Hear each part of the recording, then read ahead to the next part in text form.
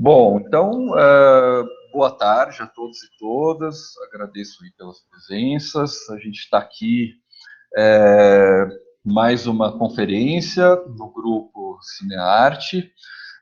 Hoje a conferência vai ser com a professora doutora Jane Clay Mendonça, que é professora da Uni Curitiba, atualmente faz estágio de pós-doc na AMB Morumbi, né, tem doutorado em comunicação, com ênfase a cinema e audiovisual, e é um prazer te receber aqui, Jane. Né? Então, você tem todo um trajeto também envolvendo aí cinema e artes, né? Se você quiser também se apresentar um pouco mais, fique livre antes da sua exposição, né? E você está fazendo, então, aqui a fala que se chama a Maia e o Trance Cinematográfico, o Maravilhoso e o Fantástico em Ritual em Transfigurated Time. Obrigado, Jane. Enfim, a fala está com você. Obrigada, Fábio. Obrigada, Margarida.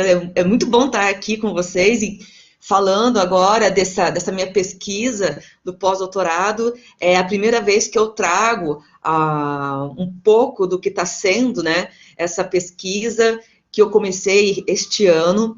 E eu vou partilhar com vocês aqui uns slides mais para a gente se organizar, para a gente seguir uma linha de raciocínio, né?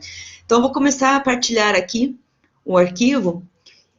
Como vocês estão vendo na tela, daqui a pouquinho vai entrar, então, eu tenho um projeto que está em desenvolvimento nesse pós-doc e que envolve a Maya Deren e a Petra Costa.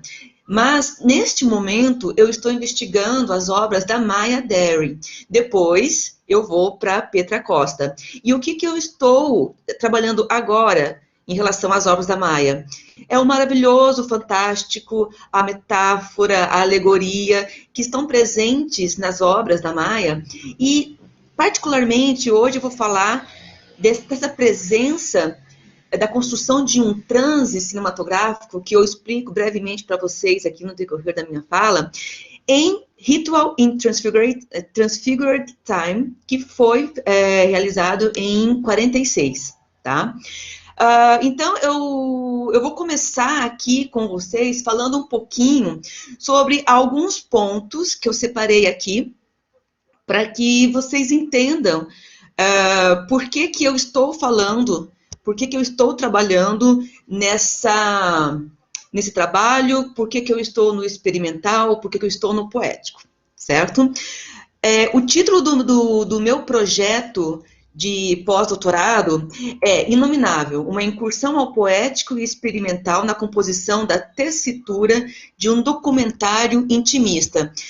Por que eu cheguei nessa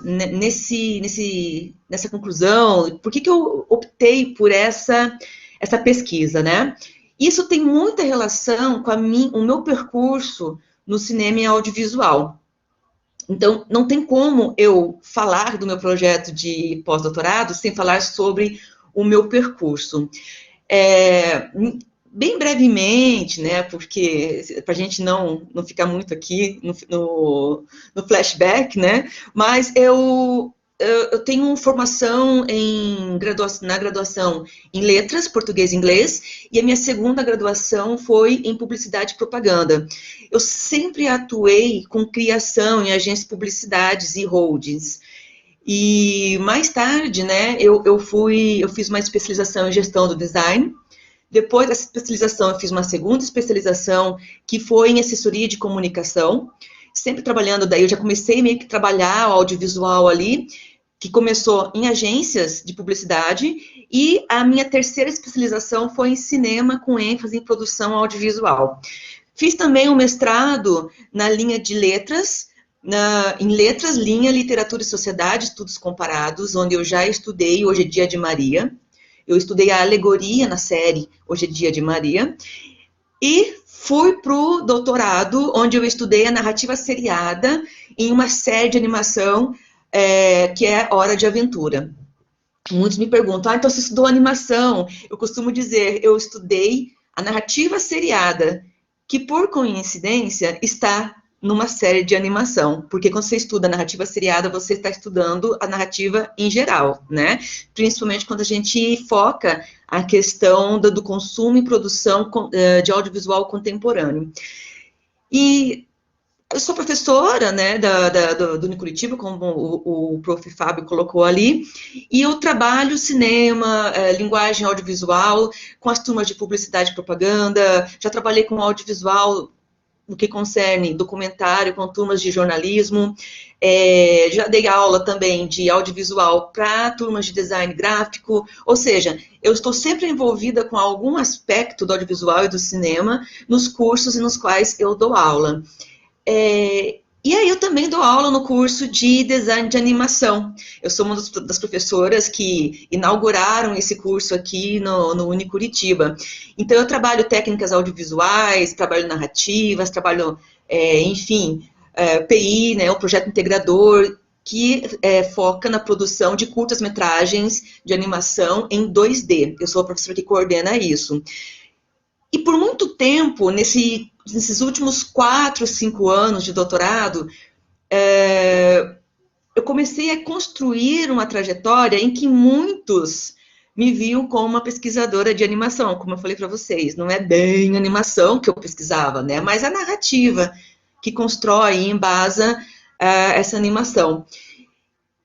E por que que eu faço tanto isso, né? Por que que eu vou de um canto para outro e eu estou sempre, o tempo todo, fazendo alguma coisa, pesquisando alguma coisa diferente? Porque a minha natureza, eu já assumi isso, eu reconheço isso, eu sou muito curiosa, muito. Tudo que envolve cinema e audiovisual, eu gosto muito, eu preciso entender, eu quero entender, né? Sempre tenho essa inquietação.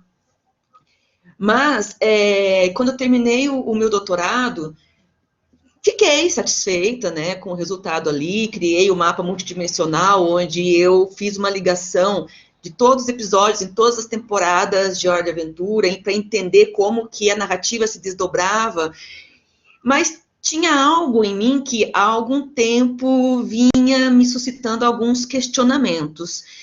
E esses questionamentos surgiram no decorrer das minhas investigações. E ouvindo também pesquisas de outros, né, de outros pesquisadores. Então, eu sempre curti, eu sempre gostei dessa questão do poético, do experimental, de você construir algo, dizer algo por meio daquilo, mas que não fosse apenas comercial, né? Eu trabalhei muito, como falei, em agências de publicidade, trabalhei em empresas, eu cheguei a gerenciar 5 empresas numa holding, em que eu trabalhava com toda a parte da criação, seja na área de design gráfico, seja na área da produção audiovisual, de cursos, de filmes publicitários. Então, sempre eu tive essa relação muito próxima do vamos fazer um vídeo porque a gente tem que vender mais, né? E eu fui me questionando, num determinado momento da minha pesquisa, até onde aquilo me agradava, né? E eu assistindo outras exposições de trabalhos de colegas, eu sempre me coloquei nesse lugar. Por que né, será que o que você está tentando pesquisar, o cinema de movimento, de fulano de tal, será que é isso mesmo? Por quê? Né, que você está pesquisando isso, você conversou com ele, porque assim, aí eu entro no meu lugar. Que lugar é esse? Por que eu comecei a questionar isso? Porque eu não fico apenas na pesquisa acadêmica, né? Como eu falei, eu venho de uma tradição de estar no mercado de trabalho e estar produzindo, então, na criação. Faz aí questão de 8 anos, eu senti a necessidade de estar no mercado de cinema. Porque eu realmente comecei a me questionar, e aquilo me poxa, não tem alguma coisa que está faltando nessas pesquisas, não tem algo que não está batendo, eu preciso conhecer.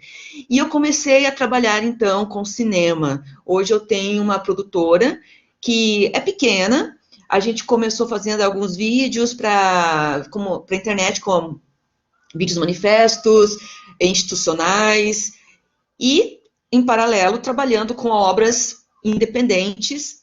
Eu e minha sócia temos alguns projetos, né? Então a gente foi ali trabalhando, até uma hora que a gente chegou e falou assim: não, comercial não dá mais, não é isso que a gente quer. A gente está investindo uma energia, é um trabalho bem pesado, e não é isso que a gente quer para a nossa vida, sabe? Então, sempre se questionando. Então, o meu lugar de fala é um lugar não só da academia, mas também do mercado cinematográfico. Hoje a gente se dedica a isso. E não bastou a gente sair desse local de não quero mais fazer filme comercial, não é com a gente, vamos focar então naquilo que faz nossos olhos brilharem, né? Aquilo que a gente gosta. E então, não bastou isso, a gente também chegou num ponto que cada uma de nós, eu e a minha sócia, a gente começou a tecer algumas reflexões do qual é o meu lugar no cinema? O que eu gosto de fazer no cinema? O que realmente me encanta, né? Eu tenho mais facilidade com roteiro, eu tenho mais facilidade com direção, eu tenho mais facilidade para direção de arte. Com o que eu consigo contribuir? E nessa reflexão, claro que daí a gente faz um inventário, né, daquilo que a gente tem de repertório, tudo que a gente passou, essas experiências com trabalho, com audiovisual, com arte. E eu sempre, como eu falei, eu sempre trabalhei com criação. Eu sempre fui muito imagem, sempre imagem. A minha ambição no cinema era, né, ser diretora. Não descartei isso ainda, mas eu entendi que para ser direção geral, você tem que ter um repertório, tem que ter uma segurança muito grande em tudo aquilo que você está fazendo, porque são escolhas, e essas escolhas têm que ser muito certeiras, né? E você tem que conhecer todo o processo, todas as áreas do cinema. Você tem que experimentar linguagens. Não adianta falar assim, eu quero ser diretor. Você faz 4 anos de um curso de graduação que é cinema e sai pensando que você vai ser diretor. Você não pode fazer isso, porque não dá. Você não tem ainda um amadurecimento. E isso eu falo no auge dos meus 46 anos, com mais de 20 e tantos anos de mercado, sempre trabalhando com criação. E não é só mercado, né? É tudo que a gente lê, tudo que a gente assiste, tudo que a gente ouve, tudo é repertório. Então eu cheguei à conclusão que o meu lugar é a fotografia. E aí, desde então, eu venho investindo meus esforços, meu tempo de pesquisa na parte de cinema em direção de fotografia. E aí, então, eu comecei também a pesquisar sobre pintura digital, pintura a óleo, desenho, tudo para compreender, então, como compor melhor a fotografia. Além disso, estudar as técnicas das câmeras, iluminação, enfim. Eu encontrei o meu lugar, que está ali na direção de fotografia, ao mesmo tempo que vai para a montagem cinematográfica. Montagem é uma coisa que vem há muito tempo, né? Comigo, de editar, de pensar a montagem. Então, a gente começou, eu e minha sócia, a definir os nossos lugares. Ao mesmo tempo que eu defini que eu sou mais direção de fotografia, montagem, e estou ali na direção de arte, porque tem relação com fotografia, gosto muito da direção, eu faço teatro, já faço teatro há 1 ano e meio, para entender o outro lado, o lado do ator. Se eu quiser ser uma boa diretora, eu preciso entender todos os lados. Então, eu fui também para atuação, não me arrependi disso, pelo contrário, só tem enriquecido muito mais o meu repertório. E mais adiante vocês vão ver que essa minha experiência no teatro está trazendo também muitos insights para esse projeto agora que eu estou desenvolvendo. Bom, então esse é o meu lugar, né? E o que me motivou então a fazer então um curso de pós-doutorado, fazer esse pós-doutorado, fazer esse projeto, né? Esse projeto que eu estou desenvolvendo, que eu vou falar um pouquinho melhor mais adiante, ele envolve a produção de um documentário, que é, na verdade, um documentário híbrido, né? Onde vou trazer ficção e o documentário ali amalgamados. A minha motivação para esse projeto aconteceu, sim, como algumas outras tantas ideias, né, vamos lá, surgiram. Eu acordei um dia e na minha mente, eu vi trechos desse documentário. E foi uma situação muito...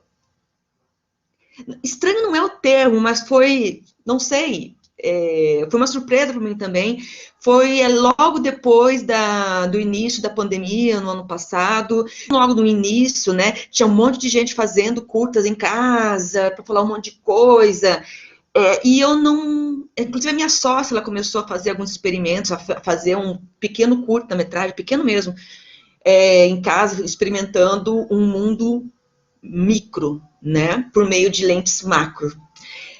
E eu não me animei em criar nada, tipo, não, eu estou colocando minha cabeça no lugar ainda, estou tentando entender tudo isso, o mundo virou de pernas para o ar, né?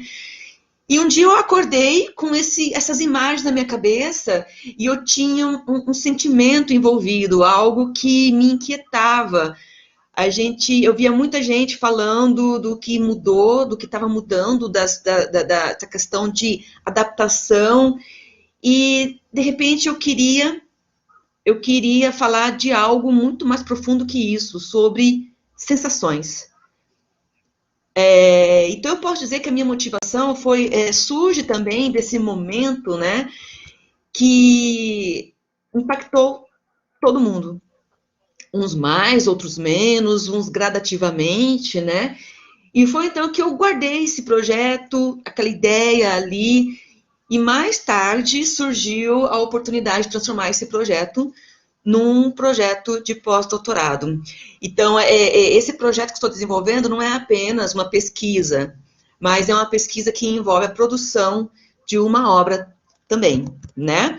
E por eu estar sempre muito atrelada nesses últimos tempos, a falar sobre a situação das mulheres, porque aí tem mais essa, né? Se a gente não sabe aonde a gente se posiciona, o que você vai levar para a sua vida enquanto posicionamento, aquilo que você quer falar sobre, uma bandeira que você quer sustentar, fica difícil, né, da gente ter algo para falar. A gente fica muito disperso, perde-se o foco. Então, de algum tempo para cá também, e devido às minhas constantes pesquisas e relatos, né, e a gente vai conversando e vai amadurecendo as ideias, vai pensando, eu tenho alguns projetos de ficção que são sobre mulheres. Alguns aspectos assim que eu trabalho sobre mulheres são a questão do desenvolvimento na sociedade, a questão do julgamento, a questão do seu lugar, como as mulheres são vistas hoje. Então, eu fiz um compilado disso e, de repente, essa ideia, ela se tornou esse projeto. E por ser um projeto que envolve mulheres e envolve algo que... E isso é uma questão que está muito atrelado à prática, né? Eu não quero, aliás, algo que seja engessado. Porque a gente vê tanto por aí curso de roteiro, né? Como escrever um roteiro. Aprenda como escrever um roteiro de longa-metragem. Aprenda como fazer um roteiro de curta-metragem. Aprenda como fazer produção de um filme. Aprenda como fazer. Eu tenho muitos colegas que são roteiristas e eles vivem em constante cursos de aperfeiçoamento, porque nunca é o suficiente. Se você quer vender uma ideia para um grande player como Netflix, Amazon, você tem que ter um roteiro que seja forte, um ponto que sustente esse roteiro, senão eles não investem no teu trabalho, você não consegue ganhar a vida. Isso é importante? Claro que é importante, né? É uma das maneiras da gente ganhar a vida no cinema e audiovisual, é você ter um roteiro que se sustente. Mas sabe quando você chega num ponto, você olha para tudo isso e você fala, meu Deus, é tudo tão engessado, né? Se você não fizer isso, não fizer aquilo, você não consegue ser reconhecido.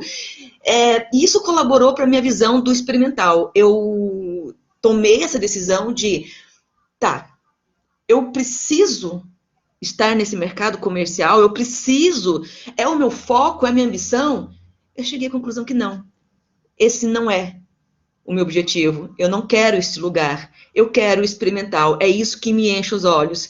é isso que me enche, né? A vida me preenche. E eu queria esse documentário como algo que se desvencilhasse desses engessamentos. Eu não quero engessar, eu quero explorar. E nada melhor do que Maya Deren, né? Para trazer esses experimentos. Tá certo. Maya Deren, ela está num período do cinema em que ela está experimentando a linguagem cinematográfica, as possibilidades de se trabalhar com o tempo no cinema. O tempo lento, o acelerado, o congelamento. Ela trabalha a montagem, ela trabalha a questão da fotografia, e ela traz a dança, ela traz o teatro, ela traz a arte. Outras artes para uma outra arte, né? E ela vai trabalhar com esses aspectos, criando, então, essa narrativa. Outro, sim, ela está começando ali, nos idos de 1940, a construir uma linguagem cinematográfica que hoje, como hoje a gente conhece, né?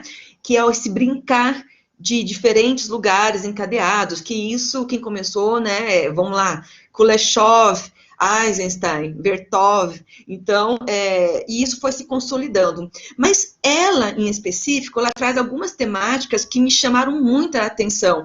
Coincidentemente, eu conheci o trabalho da Maya Deren com o professor Fábio Uchoa no meu doutorado, na disciplina que eu fiz com ele. E aquilo me chamou muito a atenção. Eu nunca vou esquecer Meshes of the Afternoon. É um curta que eu assisto, já assisti várias vezes, não deixo de assistir e passo adiante para os meus alunos. Então, desculpa, me veio a Maya Deren em mente, mas a Maya está na ficção.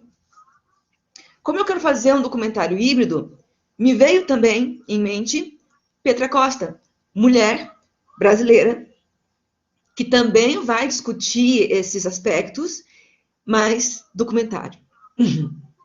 E ela tem aquele documentário lindíssimo, Helena, que ela fez por conta da irmã dela, né? Então, juntando tudo isso, esse projeto vai estudar ficção Maya Deren e documentário da Petra Costa. Desculpa, gente, a voz começou a ficar cansada. Então, esse é basicamente o meu lugar de fala, é o meu projeto, e que agora, nessa apresentação aqui, eu vou trazer os primeiros aspectos que eu estou investigando, e, portanto, hoje eu vou falar desses primeiros aspectos apenas em Maya Deren, e mais focado nesse curta que eu separei para vocês, tá? Ritual in Transfigured Time. Então, eu começo a falar com vocês aqui por essa questão do simbolismo, da imagem, do imaginário. Mas antes da gente ir para o imaginário, eu vou passar para você agora um pequeno texto para a gente fazer um exercício de imaginação, tá? Então, eu vou compartilhar com vocês esse slide. Como vocês vão ver agora na tela de vocês, esse é um texto bem pequenininho, que se chama, cujo título é A Menina do Vestidinho Vermelho. Eu vou ler esse texto aqui. Enquanto isso, quem puder, quem quiser também, pode fechar os olhos e só ouvir o que eu vou ler para vocês, tá? A Menina do Vestidinho Vermelho. Abro os olhos e estou nesse quarto. Parece-me uma casa de madeira. Chão vermelho escuro e paredes creme. Nenhum quadro. Porta fechada. Espalhados no chão estão muitos brinquedos. Num canto, um velho baú mostarda. Enfileirados, 3 balanços vermelhos. Num deles, uma menina. Deve ter uns 5 anos de idade. Veste um vestidinho vermelho de linha. Cabelos castanhos claros cortados ao nível do queixo e uma franja. Ela está se balançando bem devagar com a ponta dos pés descalços. Braços cruzados, feição triste. Esforço-me para chegar perto. Nunca fui boa em lidar com crianças. Pergunto quem ela é, mas não tenho resposta. Percebo que seu rosto está úmido. São lágrimas que escorrem generosamente. Sento à tua frente. Aquele lugar me parece familiar. O ar é carregado. Quase consigo tocar. A luz que entra pela única janela de vidro é quente. Pôr do sol. Vermelho. Pergunto se ela quer conversar. Apenas o silêncio. Continuei olhando para ela. Quero uma resposta, mas o que eu consigo é um olhar direto no meu, seguido de um fica comigo. Sinto que estou pesada, quase pregada ao chão. Aquele olhar. Fico quieta. Vermelho. Sinto o gosto do vermelho. Bom, li para vocês aqui um trechinho. Ele é um trecho de uma parte de um argumento de um curta-metragem que eu escrevi. Mas qual que é o ponto aqui? Por que eu li esse trecho para vocês? Porque quando a gente fala em imaginação, a gente fala sobre o que é imaginário, a gente basicamente está falando sobre repertórios. Aquilo que a gente imagina, aquilo que está em nossa mente, tem uma relação muito íntima com tudo aquilo que a gente viveu, que a gente assistiu, que a gente leu, que a gente vivenciou. Então, a imagem que eu tenho ao escrever esse trecho, muito provavelmente, é diferente da imagem que vocês criaram nas mentes de vocês. Uma, porque esse trecho que eu escrevi, ele está situado numa casa em que eu vivi quando eu era criança. Aquele quarto que eu descrevo, ele realmente existiu. Ele foi o que a gente chamava de quarto de brinquedo. Era eu e mais 2 irmãs. Eu sou a mais velha. E nesse quarto de brinquedo havia um baú. Havia os 3 balanços. Não, isso não é inventado. É possível, foi possível. Haviam 3 balanços que meu pai mandou fazer. Eram balanços de ferro, uma liga mais leve. E ele pregou esses balanços no chão. O quarto era consideravelmente grande. E havia uma mesa e havia brinquedos espalhados por toda a parte do chão naquele quarto. Porque nossos pais nunca deixaram a gente sair de casa. Isso nem quando a gente era mais velho, assim, sabe? Eles sempre foram muito protecionistas. Então, é onde que a gente brincava? Brincava naquele quarto. A gente não podia sair para ir na casa de coleguinhas, amiguinhos. A gente não tinha como. Aquele era o nosso refúgio. O vermelho é uma constante, os balanços eram vermelhos. Eu tinha um vestidinho de linha que meu pai me deu quando eu tinha uns 4 anos de idade, que era vermelho. Eu me lembro da minha mãe contando que essa história que eu passei na frente de uma loja com ela e eu me encantei pelo vestido, cheguei em casa, pedi para meu pai, ele foi lá e comprou. O cabelo era o meu corte de cabelo, além das minhas irmãs. Então, eu tenho uma construção de um cenário, eu tenho uma construção de personagem, eu tenho uma construção de clima, que é algo que me baseia. Eu conheço. É claro que ali eu insiro outros pontos. A luz vermelha entrando, eu tenho uma ideia dessa luz vermelha, como eu quero montar essa luz vermelha no ambiente, como que seja essa outra personagem, sobre o que seja, quem seja essa menina sentada, por que ela pede, fica comigo. Então, tudo isso baseado no meu repertório. Agora, na mente de vocês, certamente, por mais que eu tenha encaminhado no texto esses elementos, vocês vão montar conforme aquilo que vocês conhecem. Isso é o mais legal no imaginário. E o cinema faz o quê? O cinema ele vai estar embasado no imaginário daquele diretor, daquele criador da obra, que ele pode ser um dos roteiristas daquele roteiro, ele pode ser apenas o diretor que pegou aquela obra e montou conforme esse repertório. Por isso que a gente fala que para ser diretor geral de uma obra, essa pessoa tem que ter muito conhecimento, muita bagagem de vida, porque isso faz a diferença para criar, né? Não é nem tanto o roteirista, muitas vezes o roteirista escreve a partir de uma encomenda, né? Mas o diretor, ele quem vai trazer tudo isso, vai colocar naquele filme. E aí a gente vai assistir. Só que aquilo que a gente assiste no filme também não é um imaginário final, não termina ali. Porque um filme só se completa a partir do momento que alguém assiste esse filme. Se você criar um roteiro, filmar esse roteiro e deixar esse filme guardadinho num HD, né, não passar para outra pessoa, esse filme ele não está finalizado. Ele não finaliza quando você grava em DCP. Ele só está finalizado quando ele é assistido. Por quê? Porque quem assiste vai trazer para dentro desse filme as suas impressões.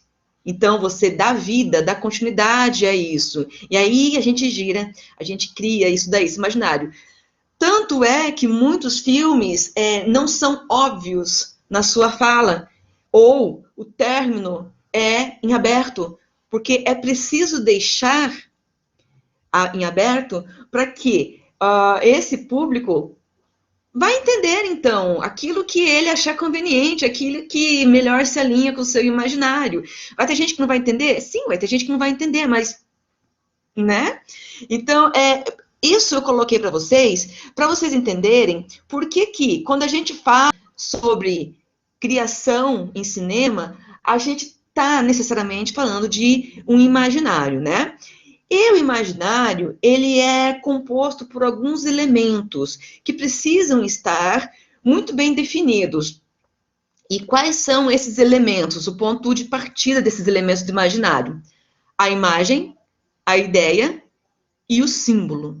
A gente precisa entender o que seja cada um desses elementos. Vamos então para o que seja a imagem. A imagem são construções baseadas nas informações obtidas pelas experiências visuais anteriores e são de natureza perceptiva. Imagens não são coisas concretas, não são criadas como parte do ato de pensar. Assim, a imagem que temos de um objeto não é o próprio objeto, mas uma faceta do que nós sabemos sobre este objeto externo. Ou seja, aquilo que a gente vê no cinema só nos é familiar porque a gente tem conhecimento real sobre isso. Christian Metz fala muito disso, né? Que o que a gente vê no cinema não são as coisas, não são as palavras, são as coisas comunicando, mas essas coisas não são o real. Quando a gente assiste um filme, a gente vê uma mesa, mas a gente não consegue tocar aquela mesa. No entanto, a gente sabe que é uma mesa porque a gente reconhece as estruturas, a gente sabe o tampo, a gente sabe as pernas, aquilo forma o que a gente conhece comumente como mesa. Então, você pode ter uma ideia de mesa diferente da minha ideia de mesa. Se você, por exemplo, ler numa mesa em algum texto, ou alguém falar para você o termo mesa, automaticamente você vai fazer ideia de uma mesa. Na minha cabeça, eu posso formar a imagem da mesa aqui da minha casa, na tua cabeça, a mesa do teu escritório, e assim, ad infinitum, né? Então, a imagem, nesse sentido, é a representação de uma faceta desse objeto. Isso é importante a gente ter em mente, né? E é claro, algumas coisas que a gente não conhece vão gerar essa questão de eu preciso entender o que está acontecendo, eu não reconheço aquilo, né? Tem muita relação com a cultura também, com quem a gente está conversando sobre isso. Seguindo aqui no nosso slide, vou falar agora sobre o que seja ideia. O real é a interpretação que os homens atribuem à realidade e existe a partir das ideias, dos signos e dos símbolos que são atribuídos à realidade percebida. As ideias são representações mentais de coisas concretas ou abstratas. Ou seja, quando a gente fala em termos de cinema e audiovisual, e a gente quer discutir alguma coisa, quer falar sobre algum tema, quer colocar a sua perspectiva sobre esse tema, a gente vai ter por detrás disso, então, a ideia. E aí entra as maneiras como eu represento isso. Eu posso trazer uma mesa vermelha, ou eu posso trazer uma mesa branca, depende da ideia que eu quero trabalhar ali. Então, Isso são facetas de o que eu quero trazer na discussão desse meu filme. E aí a gente vai para o terceiro elemento, então, que é o símbolo. Como que a gente encara o símbolo no audiovisual, no cinema? O símbolo, enquanto signo, é determinado pelo seu objeto dinâmico e somente no contexto em que ele é interpretado, caráter substitutivo, convencional ou relacional. Eu sei, o símbolo aqui, quando a gente fala em signo, a gente está falando aquilo que está sendo apresentado para a gente, tá, galera? E isso tem relação com as coisas que estão sendo representadas. O símbolo, de modo geral, ele tem um significado. E esse significado é compactuado, né? Por exemplo, quando a gente vê a bandeira do Brasil, a gente entende uma série de conotações, uma série de conceitos que constituem essa bandeira, que dizem respeito àquele tecido, aquelas cores, aqueles formatos que constituem a bandeira. Tá? Então, os símbolos, eles são essas imagens carregadas de significados. E esses significados, eles vão variar conforme a cultura, vão variar de pessoa para pessoa, ele pode ser redimensionado, ressignificado no decorrer dos anos, dos séculos. É importante entender que eles têm ele tem flexibilidade, tá? Esses símbolos, eles são flexíveis, certo? Então, o que a gente diz muito, por exemplo, determinado diretor estava à frente da sua geração, quando ele trabalha, né, com o cinema dessa maneira, com essas distorções, com esses enquadramentos, com essa montagem. Tem uma cineasta francesa do movimento surrealismo francês, chamada Germaine Dulac.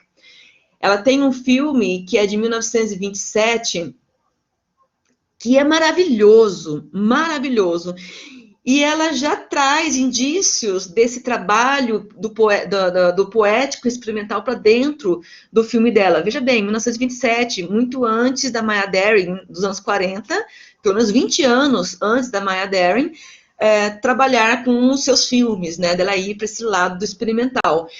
Então, trabalhar, rever, reestruturar, destituir e reestruturar aquilo que seja símbolo, para a gente ter essas novas linguagens, né? E isso é importante quando a gente fala desse imaginário.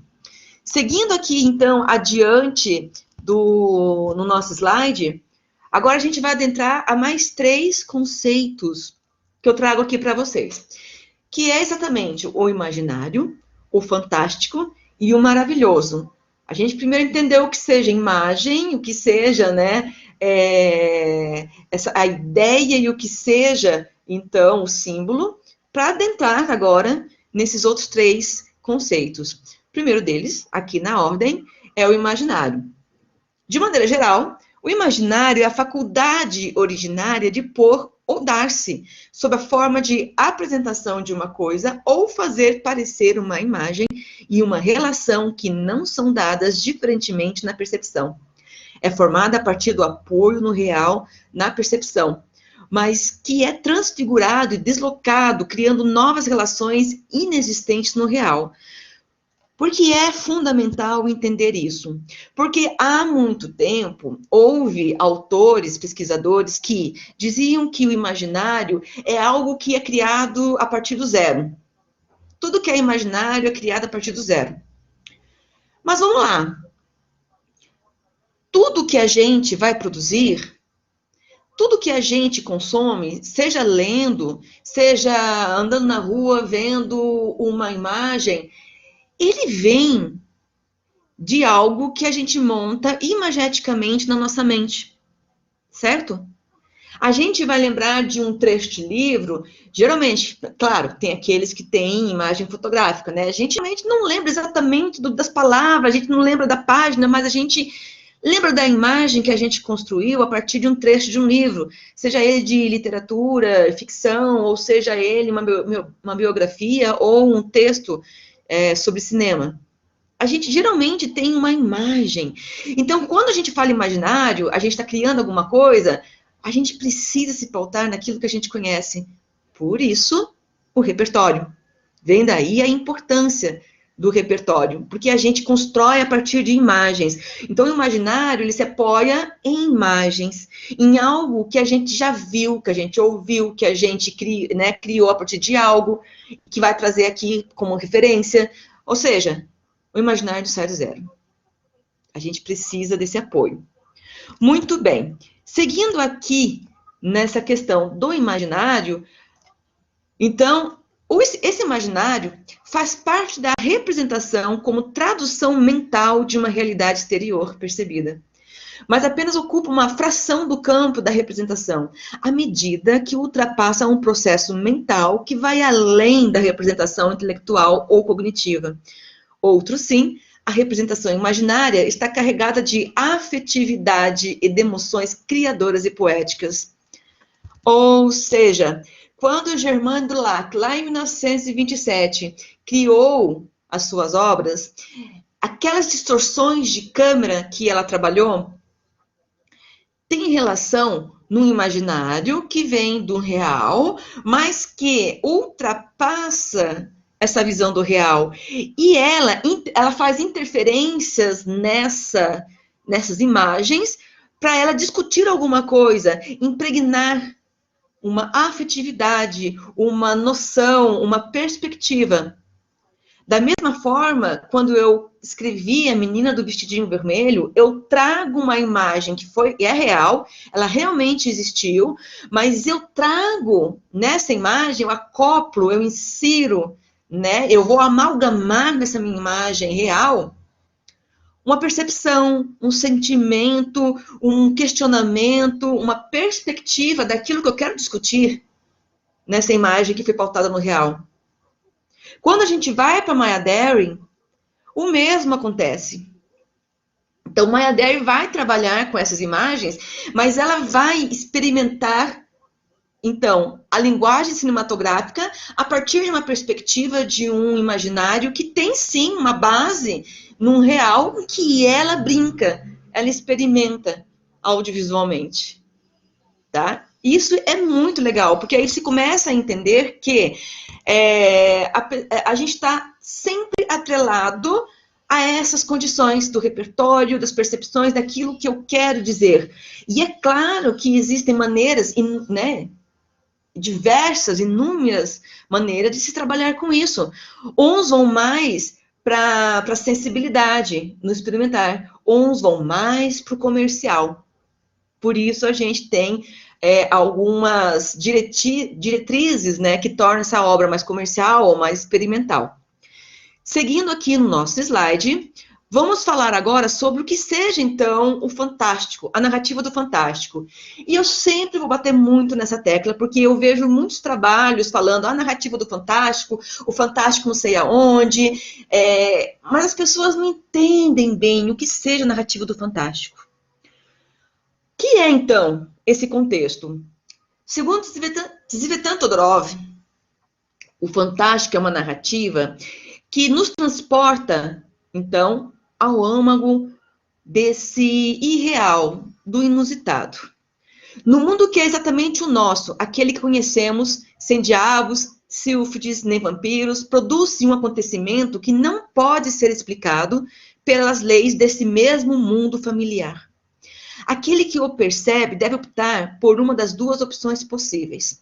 Ou se trata de uma ilusão dos sentidos, de um produto da imaginação, e nesse caso as leis do mundo continuam a ser o que são, ou então, o acontecimento realmente ocorreu, é parte integrante da realidade, mas nesse caso, esta realidade é regida por leis desconhecidas por nós. O que Tzvetan Todorov está dizendo aqui?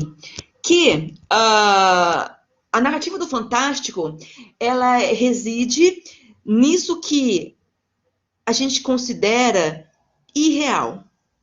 Vou dar um exemplo para vocês. Digamos que vocês não acreditem em fantasmas. Mas, certa noite, você está na sua casa e você vê algo muito estranho, como a corporificação de uma entidade, uma pessoa que você sabe que já faleceu na sua frente. Se você não acredita em fantasma, não acredita no sobrenatural, você pode simplesmente ignorar aquilo lá, falar que foi uma ilusão, que aconteceu, o que a gente chama, né, muitos falam que é um efeito do sonoro junto com uma imagem que você está vendo, e aí aquelas ondas sonoras provocaram um efeito na sua visão, porque sim, existe uma teoria que explica isso, e aquilo ali, né, não é sobrenatural, e você segue a sua vida tranquilo, tá? Mas digamos que você veja esse fantasma e ele é tão real, esse fantasma é tão real que você acaba acreditando. Existe uma quebra nessa lei, nessa condição natural do mundo, e em que há realmente um fantasma ali na sua frente. Quando a gente transporta a narrativa do fantástico, dessas duas, né, dessa condição do irreal e do real, ou do você aceita ou não aceita, para a literatura, ou para o livro, desculpa, ou para o cinema, ou para o teatro, ou para a dança, a gente começa a entender o que Umberto Eco fala sobre assinar um contrato com essa obra. Tá? Humberto Eco diz o seguinte: quando a gente abre um livro, e aí eu estendo também para quando você começa a assistir um filme, nos primeiros minutos que a gente está assistindo o filme, ou nas primeiras páginas que a gente está lendo esse livro, inconscientemente, a nossa mente ela vai assinar ou não um contrato com aquela obra. Digamos que vocês estão assistindo o filme e acontece algo naquele filme e vocês, assim, não, é muito viagem, não curti. Você para o filme, você muda de canal de televisão, você sai da sala do cinema, você faz qualquer coisa. Mas você não assina esse contrato mental e você não vai adiante. Mesma coisa com o livro. Você fecha o livro e vai fazer outra coisa. Você não assinou. Ou se você está assistindo, aquilo te chama a atenção e você vai querendo saber, entender mais, a sua mente, ela, mesmo que você não perceba, assinou esse contrato com a obra. E você topa, então, aquilo que estão apresentando para você. Mesmo que no final você fala assim, não era bem aquilo que eu imaginava, ou não curti muito, acho que o final não é muito bom, não interessa. Sua mente assinou, ela quis saber o que vem pela frente ali. Tá? Então, a narrativa do Fantástico está imbuída ali no seguinte sentido. Algo muito diferente acontece ali.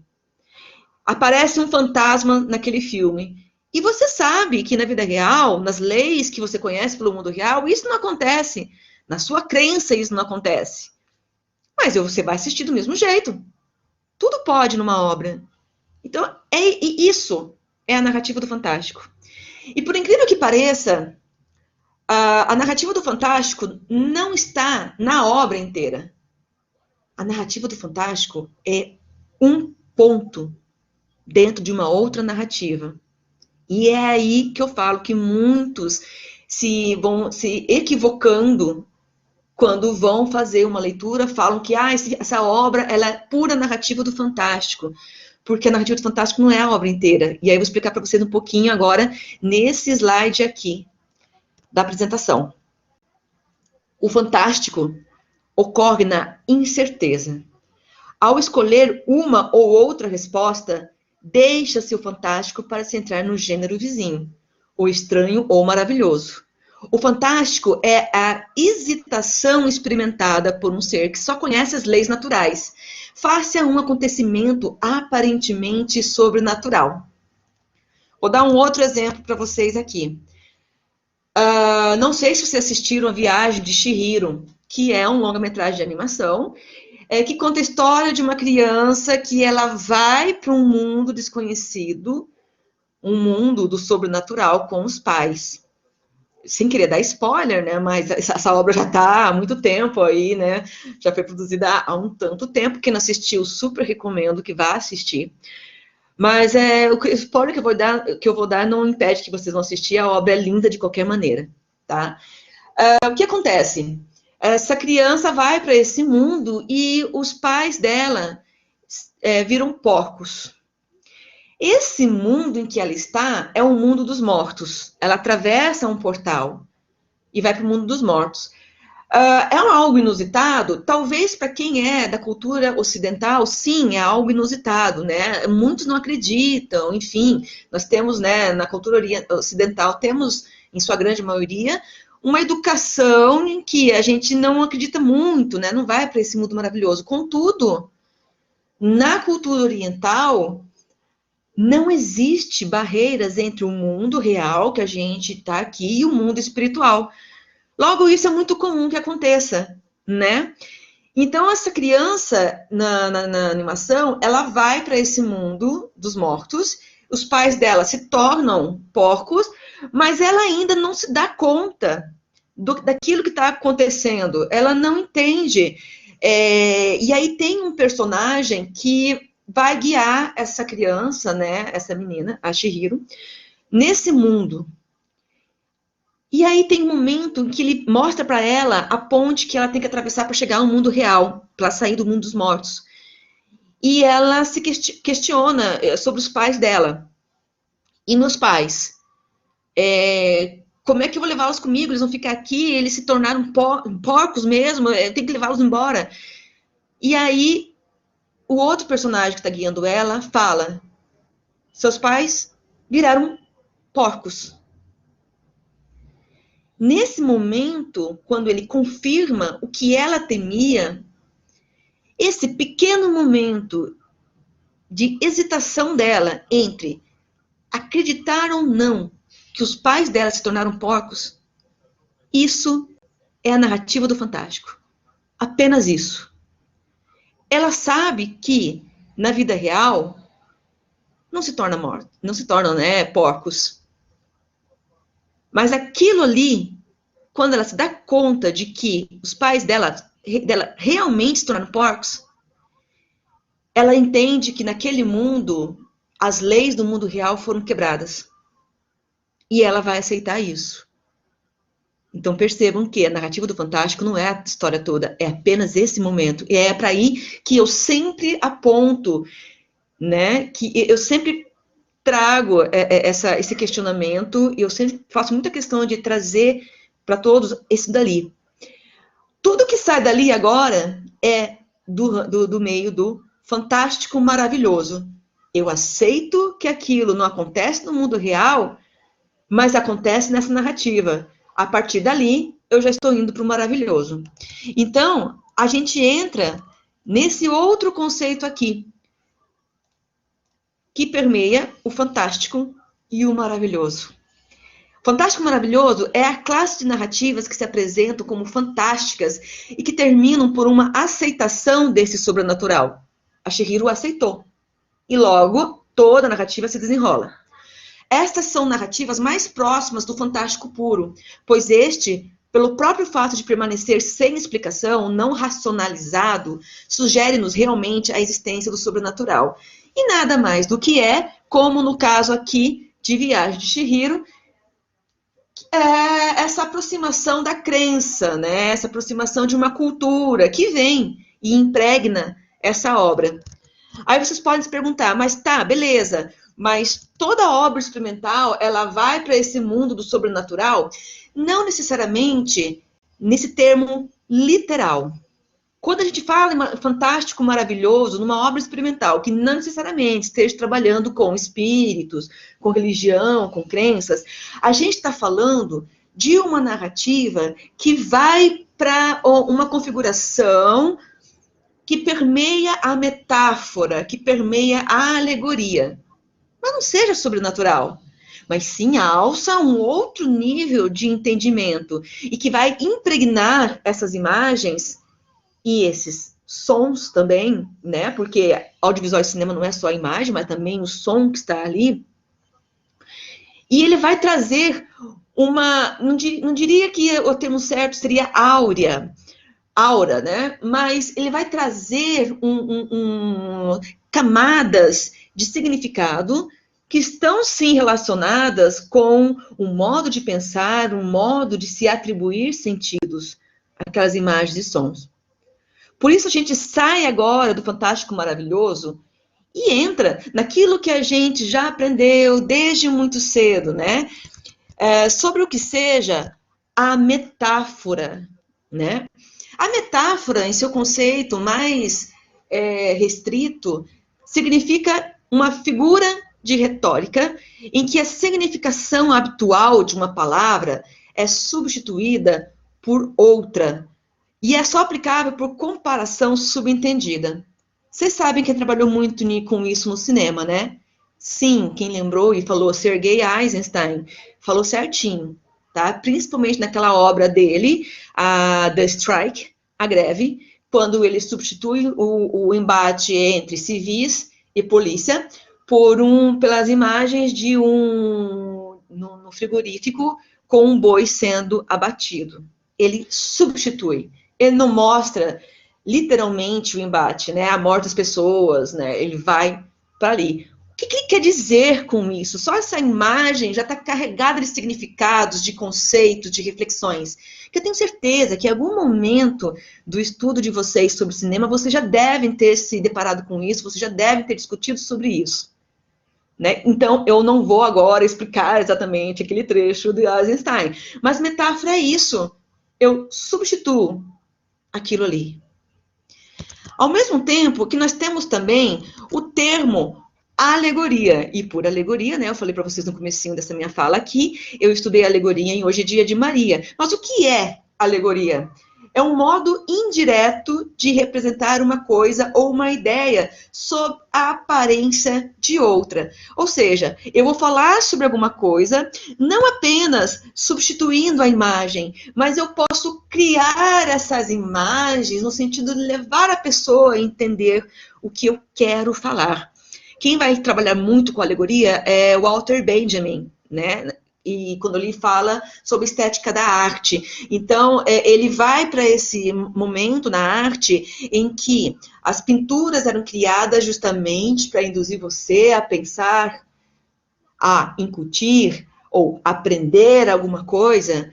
E nisso, né, num parênteses aqui, a Igreja Católica fez isso e muito bem, num período em que as pessoas não tinham acesso à educação e elas não sabiam ler e escrever, e elas, né, a Igreja Católica incutiu muito do que a gente entende hoje sobre a religião a partir de imagens, as alegorias, vou falar sobre a construção do mundo, né, sobre quem é o Deus poderoso através das imagens.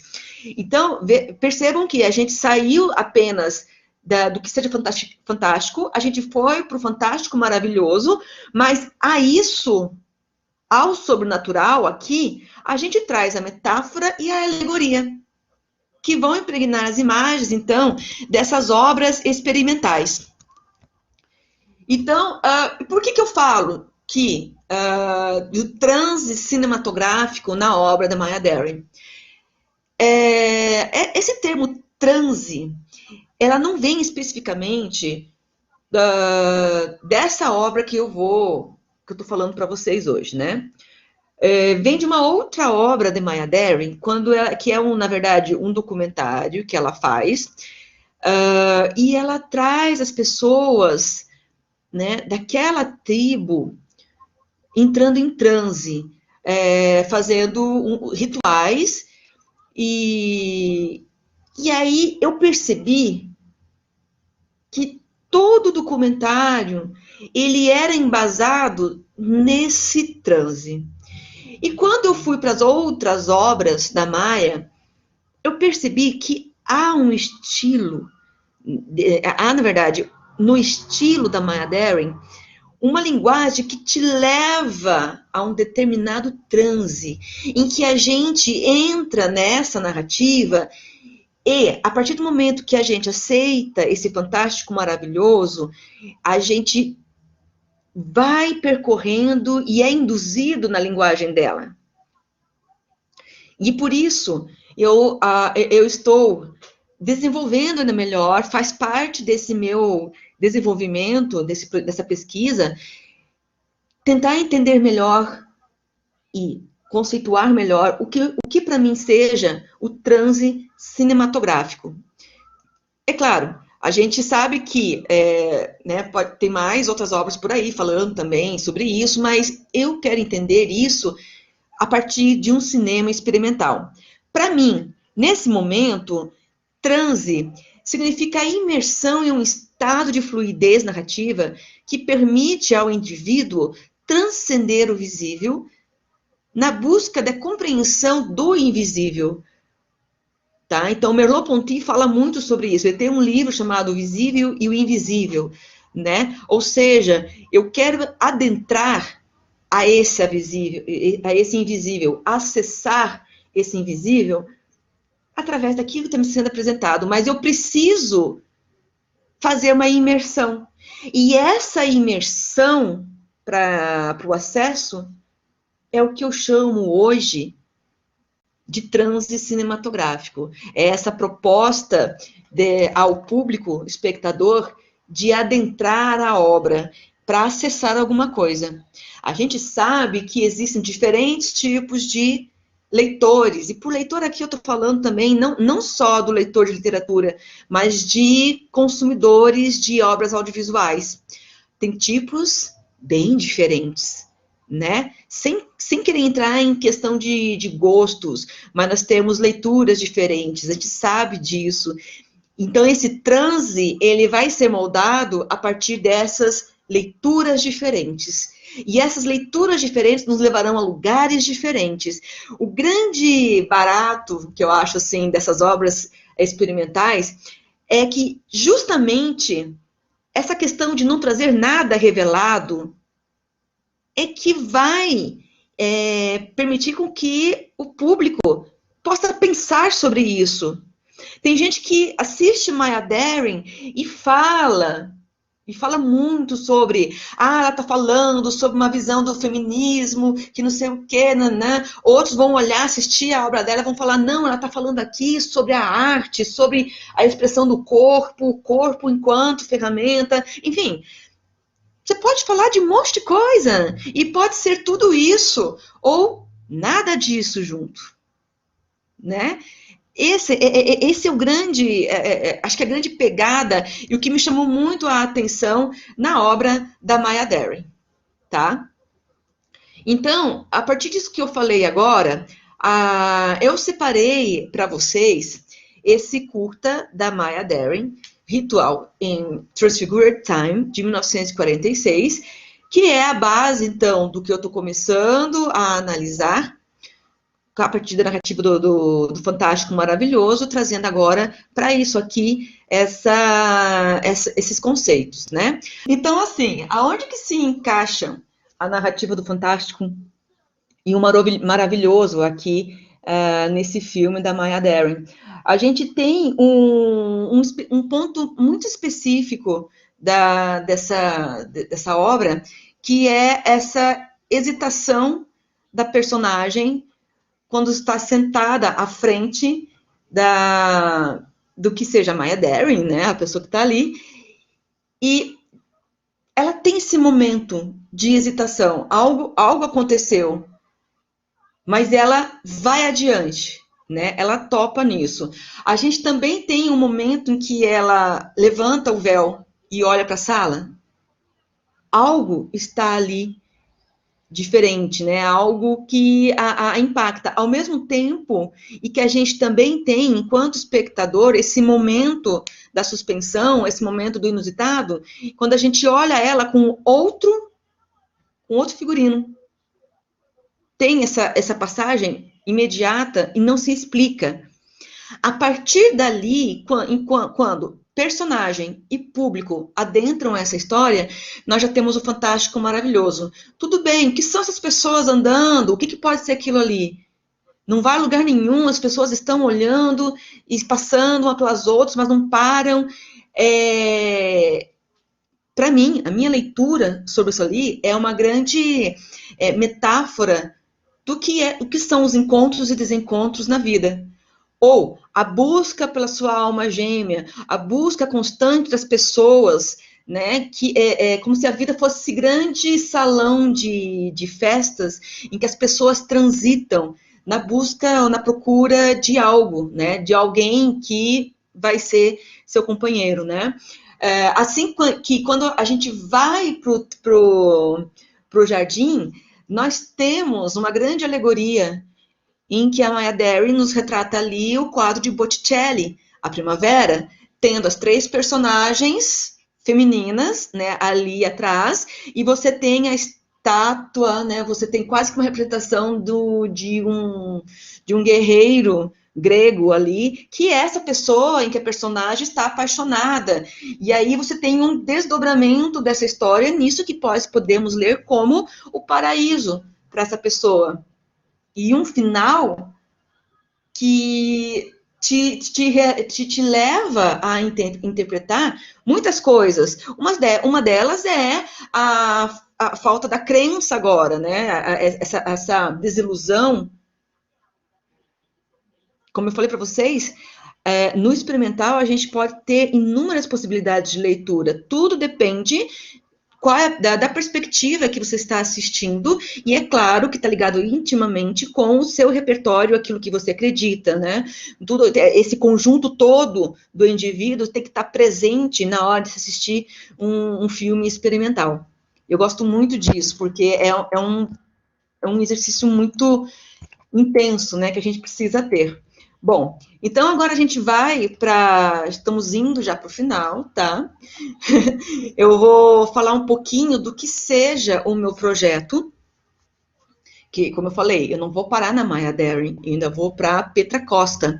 Mas como eu já tive esse insight da produção antes de entrar, né, com o projeto de pós-doutorado, eu já tinha até um nome do meu documentário, que é Inominável. Justamente porque eu vou trabalhar com percepções, com sensações. E muitas vezes isso não tem como dar nome. É difícil de falar sobre percepções, sobre sensações, né? Sentimentos. O que você sentiu nessa hora, certo? E então, nessa pesquisa que eu venho realizando, e aí também aliado ao fato de eu já estar fazendo teatro há 1 ano e meio, para vocês verem como tudo às vezes é uma questão de estar no lugar certo, na hora certa, e isso é uma confluência. O módulo que eu estou fazendo em teatro agora é farsa. A farsa vem da comédia dell'arte. E a farsa tem uma característica muito predominante, que é o trabalho com os corpos. E na farsa, a gente não necessariamente trabalha com a gente não dá tanta ênfase na história. Você sabe de onde começa, para onde vai, que é o conflito, e para onde você tem que ir na resolução desse conflito. Mas a ênfase na farsa é o personagem. A gente não começa fazendo a história, a gente começa montando o personagem, fazendo uma gênese do que seja esse personagem, trazendo referências, montando esse personagem. E aí o trabalho do corpo, e a gente trabalha com máscaras, porque não está no rosto, nem nos diálogos, mas no corpo. E então, vendo isso, trazendo esse trabalho da Maya, claro, já com uma ideia dos trabalhos da Petra Costa, surgiu então isso. Por que não eu trabalhar a partir do teatro dell'arte, da comédia dell'arte, trazer a farsa? E assim como Maya Deren, trazer a dança contemporânea, porque já tem o trabalho do corpo da farsa, mas a dança contemporânea. E onde que entra isso tudo?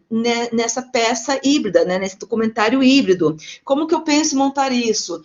Eu já tenho as pessoas do documentário. Eu já fiz a pré-entrevista.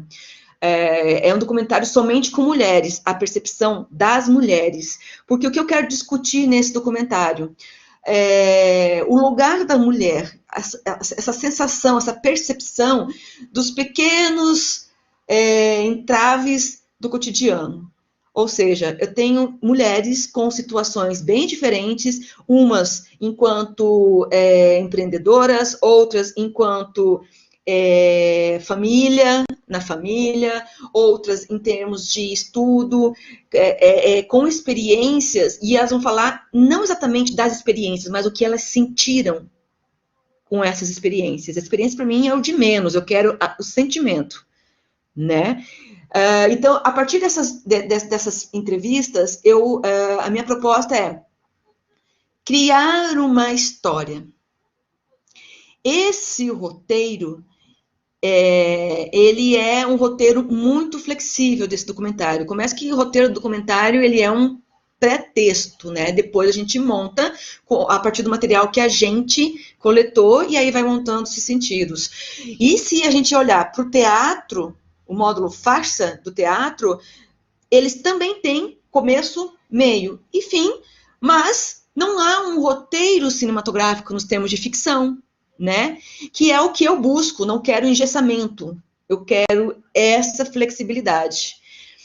Então, eu vou trazer isso, essas histórias, que é uma história criada a partir de histórias reais, para criar uma história de ficção em que o roteiro ele tem um princípio, meio e um fim, mas que não está pré-estabelecido no roteiro cinematográfico de ficção engessado, e sim temos os personagens, a construção dos personagens que vão para essa farsa, imbuindo também a questão da dança nessa composição. Então, a minha proposta, a partir da leitura de Maya Deren e Petra Costa, é eu entender como que o imaginário dessas atrizes, diretoras, autoras, né? Como que esse imaginário delas funciona dentro de suas obras, como, tecnicamente, né, o cinema, a linguagem cinematográfica contribuiu para essas obras na criação de seus sentidos, ou na exploração de uma linguagem que permita a exploração de diferentes sentidos, ainda assim calcados numa perspectiva, porque tanto Maya Deren quanto Petra Costa têm esse lugar da mulher, né?